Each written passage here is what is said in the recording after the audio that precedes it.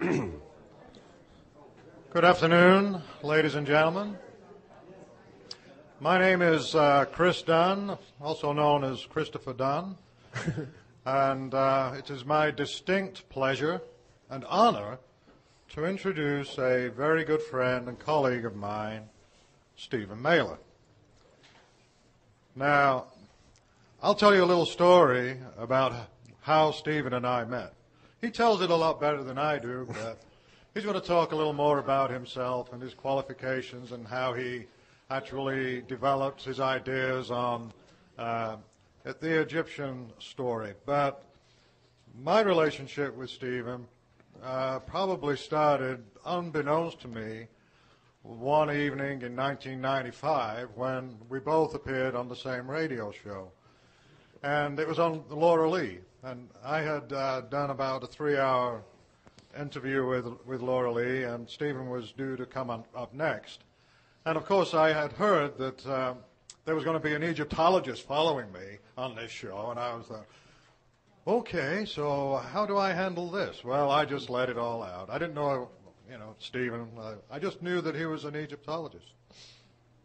And then later on, a couple of years later, I was invited out to Santa Barbara to do a local access cable network television show called The Cutting Edge.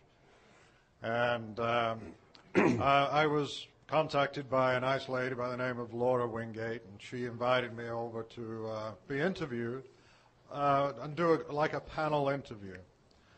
And the other person on the panel, she said, would be an Egyptologist.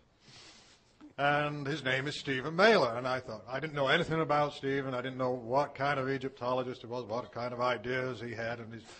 But I knew that, if I was going up against an Egyptologist, then I better have all my ducks in a row, because I had some very, very controversial ideas about the ancient Egyptians.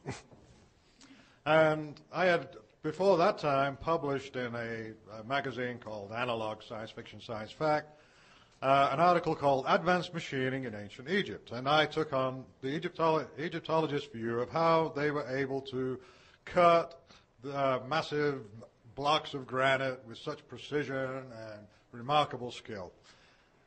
And so, knowing that there was going to be an Egyptologist on the panel, I thought that I would take with me the tools of the Egyptologist trade, not necessarily mine, but the Egyptologist. And that was a copper chisel, a piece of granite, and a hammer. Because I thought that I was going to have to convince this Egyptologist that you just don't use a copper chisel to cut granite. Well, it came to my turn on the panel, and I'm sitting next to Stephen. He's sitting here, I'm sitting here. Cameras are rolling. And, well, Mr. Dunn, tell us about your article on machining in ancient Egypt. And I said, well, first of all, I think what we should do is have a demonstration of Egyptologists' theories on how they were able to cut granite in ancient Egypt. And so I pulled up this piece of granite, which actually came from a tombstone, and because I wanted to bury the Egyptologist theory. But anyway, I pulled up this piece of granite, and then I had my copper chisel, which was freshly sharpened, work hardened at the edge, and then a new hammer because they confiscated my original hammer at Indianapolis Airport. I think perhaps they didn't want me to chisel through the door into the cockpit, but that was before 9/11 too. But anyway, I had this brand new hammer, and I took the chisel and I attacked the granite, and just smack. And I thought, during the course of my work, I thought, maybe I should have provided people with safety glasses or something. But I didn't have to worry about it because there were no chips flying. And I pulled off the copper chisel, and there I had a deep indent right in the chisel point. But anyway, it was a great experience for both Stephen and I, as I understood, because obviously after seeing that demonstration, Stephen changed all his views about Egyptology and became New Age.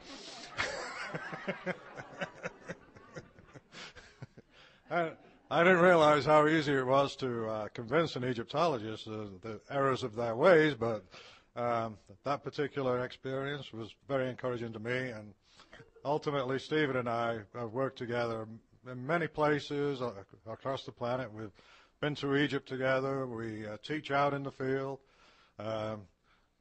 Stephen's a wonderful teacher. I just sit there. I just stand back and, watch in awe as he describes the Commission history and things of that nature. And then, and I just point to a rock and say, hey, there's a rock. Yeah, pretty far from a rock. You want to take over now, David?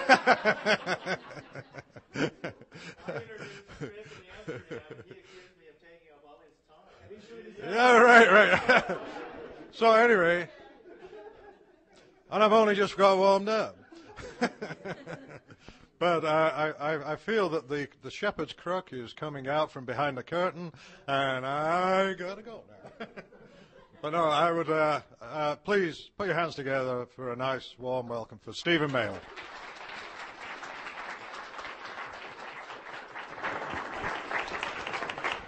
I won't need that, as I can project pretty well. Thank you. And it's great to be here. And as Chris said, and David said, and Mark will say, we just came back from Egypt. And it was a remarkable experience. In fact, I stayed 5 extra days after the tour to work with my teacher on the second book, which I'll talk with you about. And I'll talk about him too. And so it's still fresh. I still have some sand in my nose right now. And so a lot of information is going to be real fresh. And what I'm going to be doing is actually shifting gears here. This will probably be the last presentation I do that will be named The Land of Osiris, because we do have a second book, which is called From Light into Darkness, The Evolution of Religion in Ancient Egypt, which will hopefully be out before the summer through Adventures Unlimited Press, through David, and I'm going to go into that. And so I'm going to move quickly through a preliminary discussion. I know many of you may have not read my book, are not experienced with this, but we're going to move fast.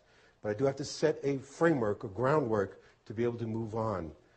And I'm not going to talk about myself. If you want to, you can read my book. I've been studying this subject for well over 36 years. It really goes back to when I was about 8, so it's about 51 years of an interest in ancient Egypt. And what I'm presenting is a totally different explanation than you'll ever hear. As Chris described, saying that, and we have a wonderful relationship, Chris and I. We're great friends and colleagues.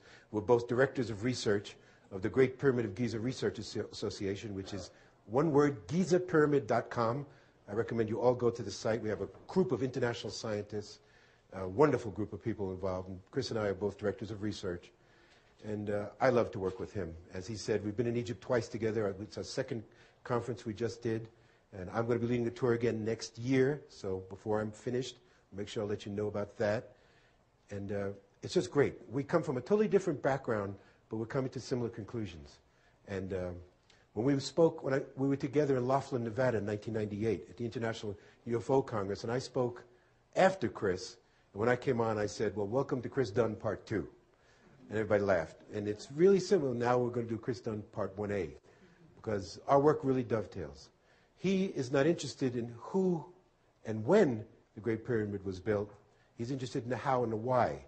Well, it's good that I go before him, because I will present the who and possibly the when, and set a cultural framework for what he's going to talk about, this idea of advanced machining. And how I came to this was through my long research into the field of academic Egyptology, and realizing that didn't sit the bill, the questions weren't answered by academic Egyptologists. I went into the metaphysical aspect of it. I got involved with the Rosicrucian Order, AMARC, in San Jose, California, where I was a staff research scientist for 2 years, and got into the metaphysical esoteric traditions, but even that didn't fulfill the bill. It actually was in about early 1990 that I discovered a book by Murray Hope, which David sells in his bookstore, called Ancient Egypt, The Serious Connection, which he discussed the fact that there may be a living tradition in Egypt today.